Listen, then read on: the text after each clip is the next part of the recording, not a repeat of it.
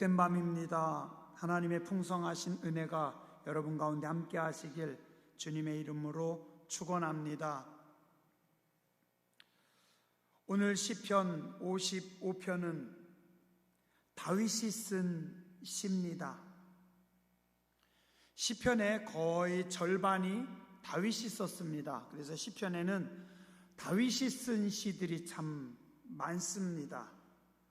근데 이 또 자세히 보면 다윗의 이야기인데 예수님의 고백이고 예수님에 대한 예언의 말씀이기도 합니다.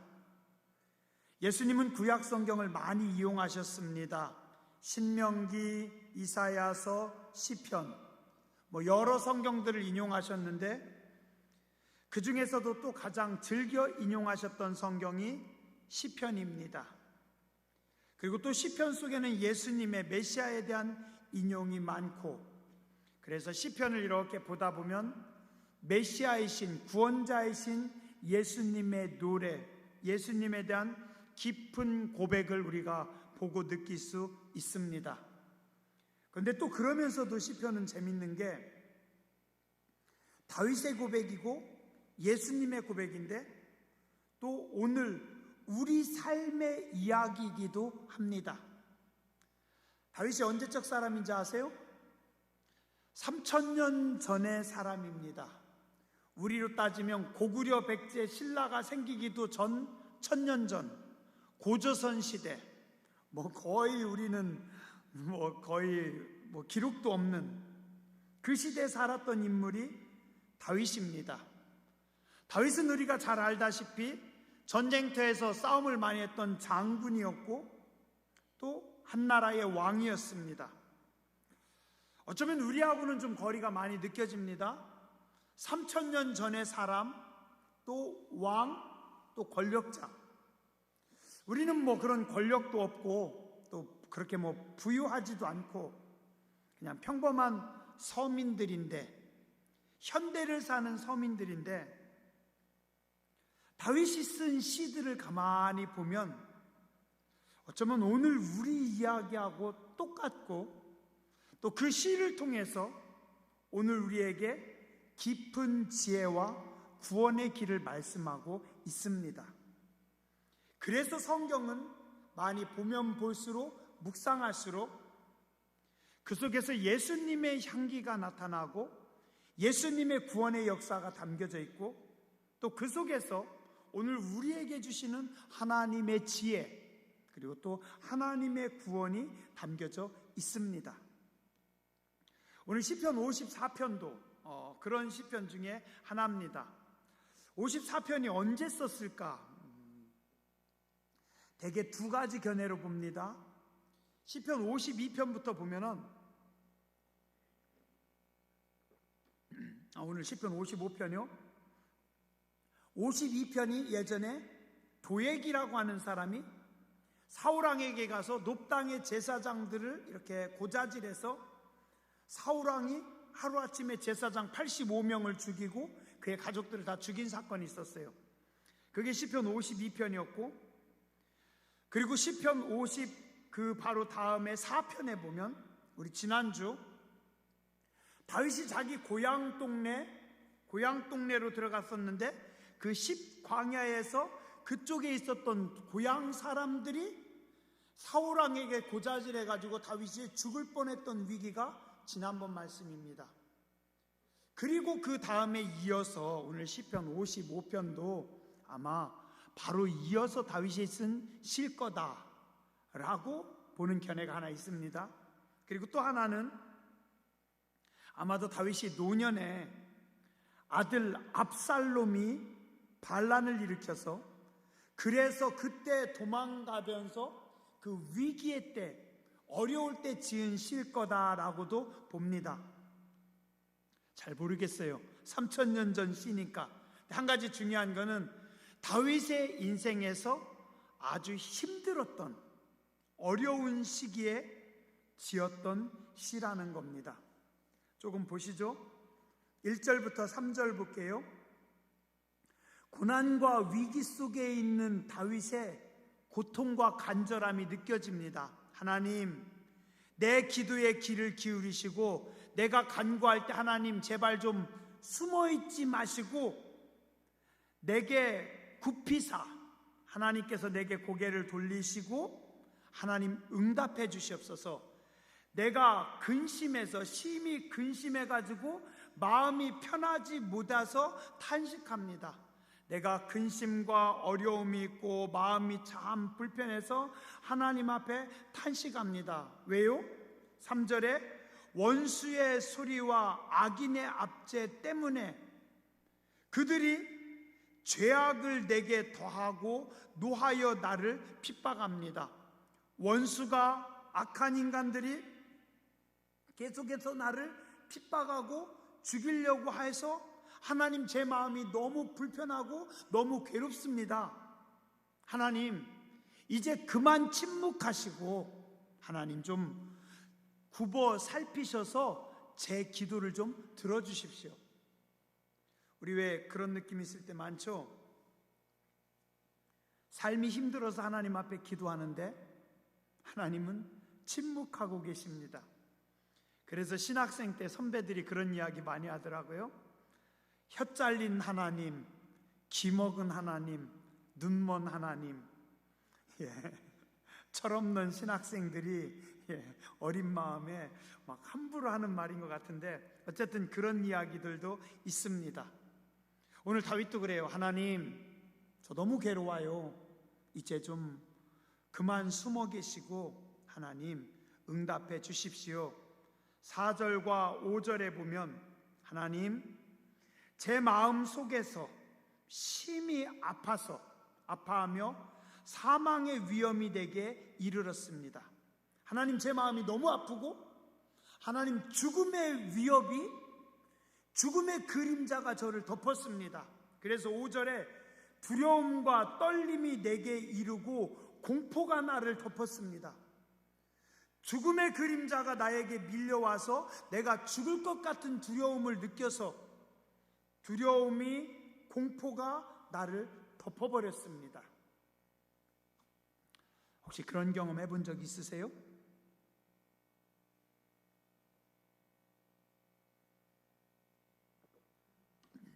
그러면 안 되는데요.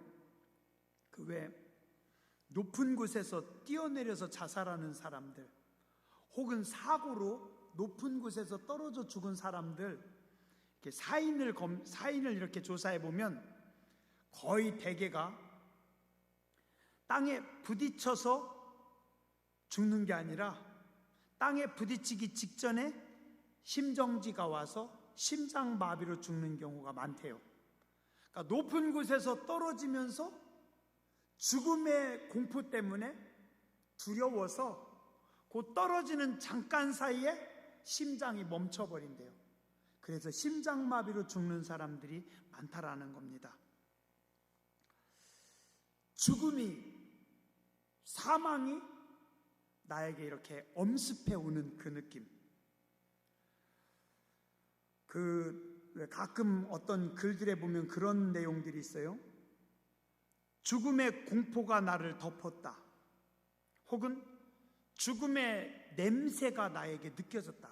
그 막 죽음의 냄새, 전쟁터에서 그 음산한 죽음의 공포가 자기를 덮어버리고 막 죽음의 냄새가 나서 내 이 전쟁에서 살아나지 못하고 죽을 것 같다. 그런 글들을 본 적이 있어요. 자, 오늘 다윗이 그런 겁니다. 죽음의 공포가 나를 엄습했습니다. 시편 23편 4절에도 보면 다윗이 이렇게 고백합니다. 내가 사망의 음침한 골짜기로 다닐지라도, 이건 다시 번역하면 내가 죽음의 골짜기로 갈지라도, 죽음의 공포가 나에게 밀려옵니다. 내가 이 전쟁터에서, 내가 이곳에서 적의 화살에, 적의 칼에, 적의 총에 맞아 죽을 것 같은 두려움이 지금 다윗에게 엄습해 오는 겁니다. 살아가면서 이런 두려움을 겪지 말아야 되는데, 그죠? 전쟁의 공포, 혹은 이런 어떤 삶의 극단적인 그 끝에 부딪히는 그런 느낌. 오늘 다윗이 그런 느낌이었던 것 같아요. 두려움과 떨림이 내게 임하고 공포가 나를 덮었습니다. 그때 다윗이 6절에서 8절에 보니까 뭐라고 하냐면, 내게 날개가 있다면 나는 멀리 날아가 버리고 싶습니다. 만약에 내가 새라면, 이 몸이 새라면 내가 날아가지고 저 멀리로 도망가 버리고 싶습니다. 왜요? 지금 사방이 공포입니다. 죽음의 두려움이 다윗이 사울왕에게 쫓겨가지고 어쩌면 사울왕의 코앞에까지 와서 죽을 것 같은, 아니면 압살롬에게 쫓겨가지고 아들 압살롬의 군대가 쫓겨와가지고 포위당해서 죽을 것 같은 두려움. 그때 다윗이 무슨 생각이 드는 거예요? 만약에 나에게 날개가 있다면 내가 여기서 날아가지고 저 멀리 도망갈 텐데 나는 날개가 없으니 도망도 못 가는 참 답답한 현실이라는 겁니다. 어떻게 도망도 못 가고 어떻게 하지도 못하고. 오늘 여기 7절과 8절에 보면은요, 참 아픈 다윗의 마음이 나옵니다. 뭐라고 하냐면은요, 내가 멀리 날아가서 광야에 머무르리로다. 광야는 뭐예요? 아무도 없는 그 적막한 빈 들판에, 우리로 따지면 저기 뻘땅에, 그 아무도 없는 광야에. 그 다음에 8절에 보면 8절은 뭐라고 합니까? 어디 깊은 산속이라든가 동굴 속 피난처, 어딘가 피난처에 가가지고 내가 막 숨어버리고 싶은 그런 마음입니다. 얼마나 다윗이 힘들었으면. 왜 요즘 TV 프로 중에, 저는 거의 TV 잘 안 봐서 모르는데 40대 50대 남자들이 제일 좋아하는 프로그램이 뭐냐면 왜 나는 자연인이다, 그런 프로그램 있죠. 그거 좋아한대요. 왜 그럴까요? 가장들이 힘들어서, 직장이 힘들고 사람들 만나는 게 힘들어서 그냥 산속 깊이 들어가가지고 혼자 거기서 오두막 쳐놓고 거기서 살고 싶대요. 좀 제 생각에 50대 갱년기 남자들 느낌이랄까? 아무도 없는 곳에 혼자 가고 싶은, 그 다음에 어딘가 그냥 깊이 파묻혀버리고 싶은, 너무 힘든 겁니다. 너무 어려워가지고. 제가 말씀 준비하면서 옛날에 그 노래가 하나가 생각이 나더라고요. 어른들 중에는 좀 잘 아시고 좋아할 수도 있어요. 그 권혜경 씨가 지은 그 산장의 여인 기억하세요? 아무도 날 찾는 이 없는 외로운 이 산장에 단풍잎만 차곡차곡 떨어져 쌓여있네. 세상에 버림받고 사랑마저 물리친 몸, 병들어 쓰라린 가슴을 부여안고 나 홀로 재생의 길 찾으며 외로이 살아가네. 얼마나 힘들면 병들어 쓰라린 가슴 안고 혼자 그냥 파묻히고 싶은, 아무도 날 찾는 이 없는 산장에 외로운 풀벌레만 애처로이 울고. 가끔 그 가장들 그러죠. 아니면 좀 나이 드신 어른들 중에 나 강원도 깊은 산속에 가서 그냥 거기서 혼자 살고 싶다고. 다윗이 그렇지 않았을까? 너무 힘들어서 그냥 내가 새라면, 날개 있으면 그냥 여기서 벗어나서 어디 아무도 없는 광야에 가서 하나님 서 있었으면 좋겠어요. 아니면 하나님 그 아둘람 동굴 속 깊은 토끼굴 같은데 그냥 그 깊은 곳에 들어가가지고 혼자 그냥 가만히 움츠리고 숨어 있고 싶어요. 오늘 그 말씀이 다윗의 마음이 그런 마음 아니었을까 싶습니다. 9절부터 11절. 왜요? 이유가 나옵니다. 다윗의 마음이 이렇게 적막하고 괴로운 이유. 내가 성내에서 강포와 분쟁을 보았사오니, 성 안에서 사람들이 살아가는 동네에서, 어떤 사람은 직장에서, 어떤 사람은 정치판에서, 어떤 사람은 그런 경우도 있어요. 교회 정치 안에서 강포 분쟁을 보았습니다. 강포한 사람들의 분쟁, 어떻게 저럴 수가 있을까? 하나님, 그들을 멸하소서. 그 다음에 다윗이 오늘 뭐라고 하냐면요, 성경에 보면 다윗 되게 세게 얘기해요. 뭐라고요? 그들의 혀를 잘라버리소서. 하나님, 그놈들 아주요, 하나님께서 혓바닥을 좀 잘라버렸으면 좋겠어요. 나쁜 놈들입니다. 그들이요, 주야로 밤낮으로 성벽 위를 돌아다니면서 성 안에 죄악과 재난을 던지고 있고, 악독과 압박과 속임수를 가지고 온 거리를 더럽히고 있습니다. 하나님, 천사들 좀 보내가지고, 아니면 하나님께서 가서 그놈들 혓바닥을 좀 잘라주세요.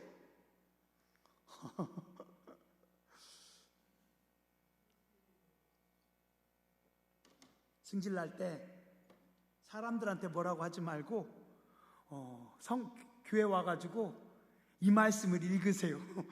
하나님, 그놈들이요, 혓바닥 좀 잘라주세요. 제가 지금이나 웃으면서 이렇게 설교를 하죠. 저도 그런 적이 있었어요. 저 인간 그렇게 저렇게 거짓말을 해요? 나는 그런 적 없는데 내가 그랬대요? 별 거짓말 다 해요? 하나님, 그것들 아주 좀 혓바닥을 좀 잘라버리시면 좋겠어요. 혓바닥을 하나님이 뽑아줬으면 좋겠어요. 다윗이 얼마나 속상하고 얼마나 마음이 아프면 그놈들은 돌아다니면서 온통 그냥 죄와 악과 재난과 압박과 속임수로 그냥 성 안을, 그 다음에 거리를 그냥 다 더럽히고 있어요. 얄미워 죽겠어요. 하나님, 그놈들이요, 그냥 혓바닥 좀 뽑아버렸으면 좋겠어요. 어떤 사람이 그러대요. 뉴스만 보면 저놈의 도둑놈들, 대통령 후보들 보면서 그렇다는 거예요. 여당이든 야당이든 아주 못된 짓 다 한 사람들이, 전 잘 모르겠어요. 다 했는지 안 했는지 모르겠지만 누가 그러더라고요. 아주 그 면상 좀 보기 싫다고 하는 사람들이 있더라고요. 저는 잘 모르겠는데. 12절, 나를 책망하는 자는 원수가 아니라 원수일진데 내가 참으리이다. 이게 뭐예요? 나를 책망하는 자는 원수가 아니라 원수일진데 내가 참으리이다. 나에 대하여 자기를 높이는 자를 나를 미워하는 자가 아니라 미워하는 자일진데. 번역 참 어렵게 해놨습니다. 제가 찾아봤어요. 공동번역에서는 나를 모욕하는 자가 원수였다면 차라리 그래도 견디기 쉬웠을 텐데, 나를 업신여기는 그들이 원수가 아니라 내 친구들입니다. 새 번역에 보니까 나를 비난하는 자가 차라리 내 원수였다면 내가 견딜 수 있었을 텐데, 나를 미워하는 자가 차라리 원수였다면 그나마 참을 수 있을 텐데, 나를 미워하고 나를 욕하는 사람들이 원수가 아니라 누구라고요? 내 친구들, 내 이웃들, 내 동기들, 내 동문들, 우리 동네 사람들, 우리 교회 사람들. 저기 보덕사 다니는 사람이 우리를 욕하면 그래도 좀 나쁜 놈들 하고 넘어갈 텐데, 고대 제일교회 안에 있는, 한 교회 안에 있는 교인들이 그러니 도대체 왼수가 멀리 있는 게 아니라 가까이 있습니다. 동기들이 왼수고 같은 교회 교인들이 왼수고. 이러면 안 되는데, 그죠? 지금 다윗이 그런 겁니다. 하나님, 원수가 아니라 가까운 사람들이 이렇게 원수짓을 하고 있네요. 14절에 옛날에는 우리가 재밌게 의논도 하고 하나님의 집안에 같이 교회 다니던 우리 속도원이었는데 그들이 원수짓을 하고 있으니 다윗이 참 괴로워요. 3000년 전에도 이랬나 봐요. 요즘만 그런 게 아니라 이 사람 사는 데는 다 그런 것 같아요. 어떻게 해야 돼요, 다윗이? 참 답이 없습니다. 그렇다고 가위를 들고 쫓아다니면서 혓바닥을 뺄 수도 없는 거고. 16절에 그래서 다윗이 어떻게 해요? 15절, 요거 15절 안절 읽고 넘어갈게요. 15절, 사망이 갑자기 그들에게 임했어. 이건 뭐예요? 우리말로 하면 금들 급살 맞아서 죽었으면 좋겠어요. 갑자기 심장마비로, 아니면 벼락이 그들에게 떨어져 가지고 그냥 어느 날 갑자기 죽어서 그것들이 지옥에 갔으면 좋겠어요. 산채로 그냥 스올의 지옥으로 떨어졌으면 좋겠어요. 그 얘기입니다. 16절에 다윗이 택한 길은 뭡니까? 나는 하나님께 부르짖으리니 하나님께서 나를 구원하시리로다. 자, 한번 따라서 하시죠. 나는 하나님께 부르짖으리니 하나님께서 나를 구원하십니다. 17절, 저녁에 교회 가서 기도하고 아침에 시간 정해서 기도하고 점심때 또 하나님 앞에 가서 기도하고 저녁과 아침과 정오에 근심하며 탄식한다라는 것은 시간을 정해놓고 하나님 앞에 가서 어떻게 해요? 울면서 기도했더니 누가? 하나님께서 내 소리를 들으셨습니다. 중요합니다. 시간을 정하고 다윗이 작정 기도했더니 저녁 9시에, 아침 8시에, 점심 12시에 하나님, 제가 이 문제를 놓고, 하나님 이 어려움을 놓고 하루에 3번씩 작정하면서 기도하겠습니다. 아니면 40일간 아침 금식하면서 기도하겠습니다. 아니면 40일간 저녁 9시에 제가 시간을 정하고 하나님 앞에 기도하겠습니다. 아니면 하나님, 제가 3주간 성전에서 철야하면서 기도하겠습니다. 하나님, 제가 한 달간 새벽에 하나님 앞에 작정하면서 기도하겠습니다. 작정기도 하나님께서 기뻐하십니다. 문제가 있을 때 크든 작든 뭔가를 하나님 앞에 정해서 작정기도하는 것도 중요해요. 제가 아는 어떤 분이 교회에 큰 어려움이 있어요. 아주 큰 문제였어요. 참 감당하기 어려운 문제였어요. 그 사람은 평신도였어요. 어떻게 하냐고 저한테 묻더라고요. 저도 답답한 거예요. 그렇다고 혈기 부리고 싸우지 말고 하루에 한 끼씩이라도 금식하면서 기도해라. 그리고 같이 기도하는 사람들 모아가지고 같이 작정하고 기도해봐라. 그랬어요. 정말 놀라운 게요, 안 풀릴 것 같았던 문제가 너무 빠르게 쉽게 잘 풀렸고, 그 교회 좋은 목사님이 오셔가지고 교회가 안정되게 잘 해결됐어요. 하나님께서 해결하신 거죠? 하나님께서 간섭하시죠? 어려울 때 기도하는 겁니다. 작정하고 기도하는 겁니다. 뭔가를 하나님 앞에 정해놓고 하나님 앞에 기도하는 거 하나님께서 기뻐하십니다. 사람들 모아가지고 모사 꾸미고, 사람들 모아서 뭐 만들어 놓고, 뭐 밤새 모여가지고 회의해가지고 뭐 문제를 해결하고, 아니에요. 다 어리석은 인간들이 하는 짓이고, 다윗은 어떻게 했어요? 저녁, 아침, 점심 하루에 3번씩 하나님 앞에 작정하고 근심하여 하나님 앞에 탄식했더니 하나님께서 내 기도를 들어주셨습니다. 어려워도요, 문제가 해결 안 될 것 같아도요, 하나님을 믿으세요. 하나님을 믿으세요. 기도로 이기세요.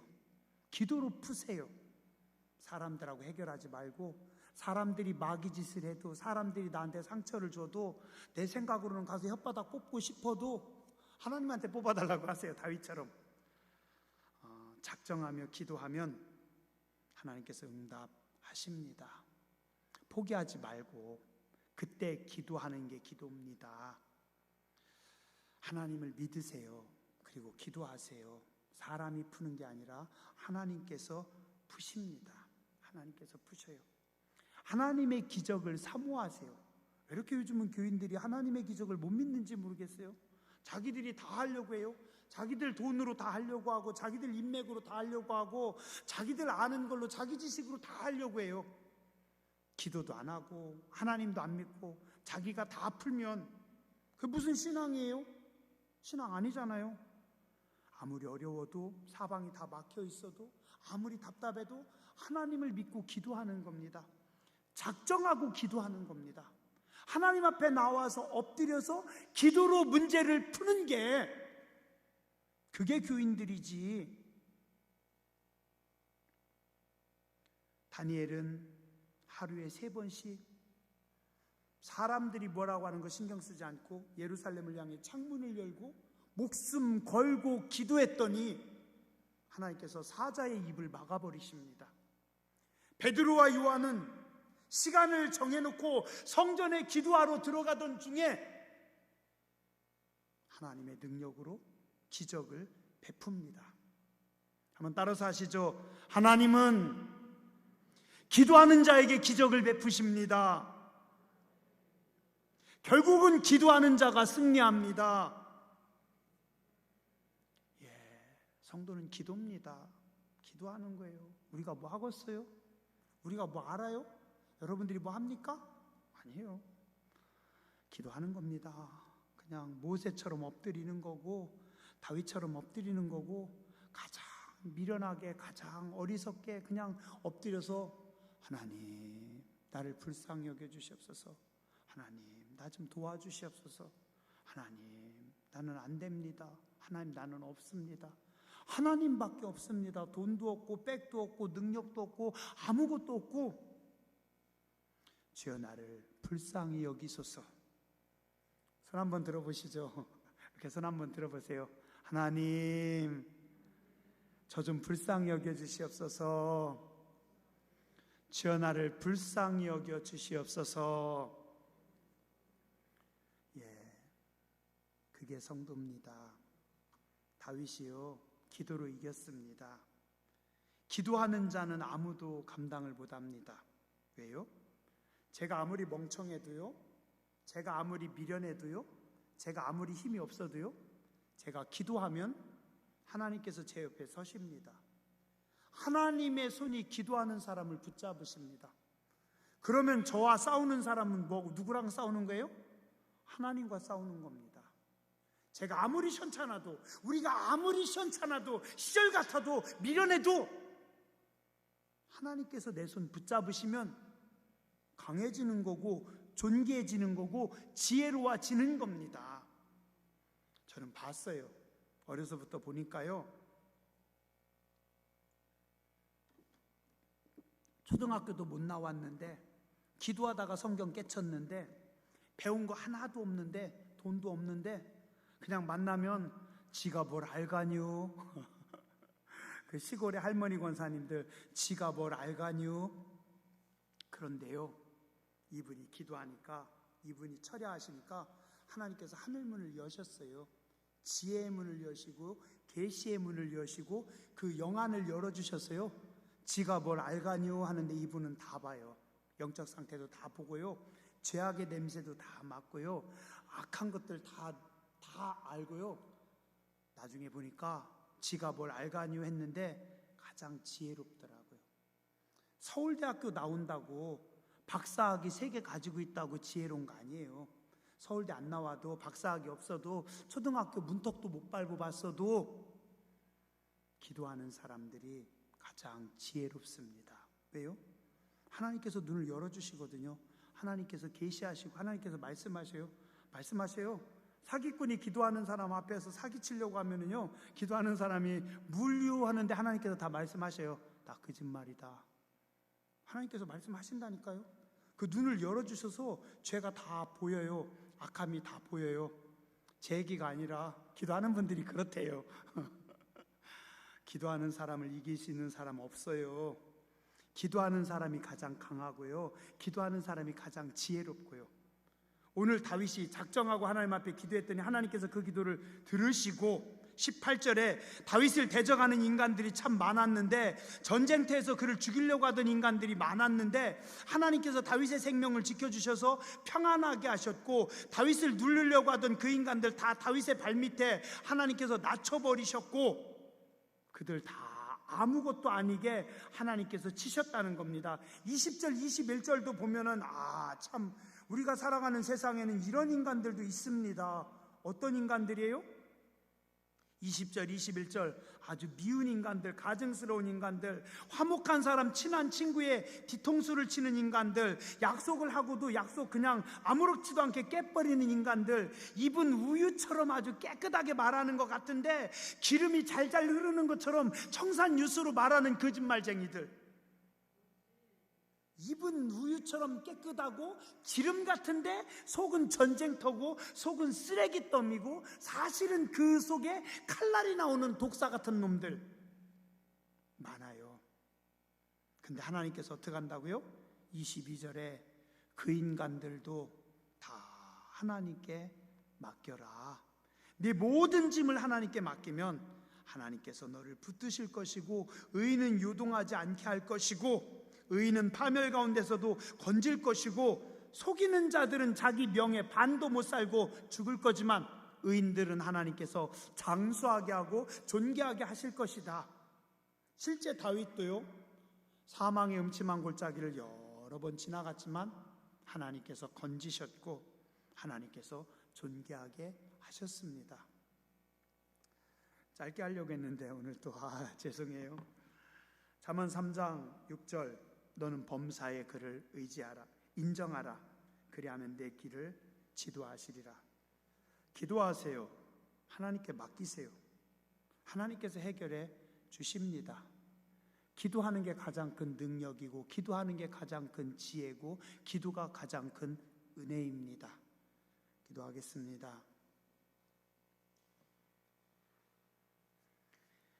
내 짐을 여호와께 맡기라. 그가 너를 붙드시고 의인의 유동함을 영원히 허락하지 아니하시리로다. 우린 어리석고 우린 부족하지만 주님 바라봅니다.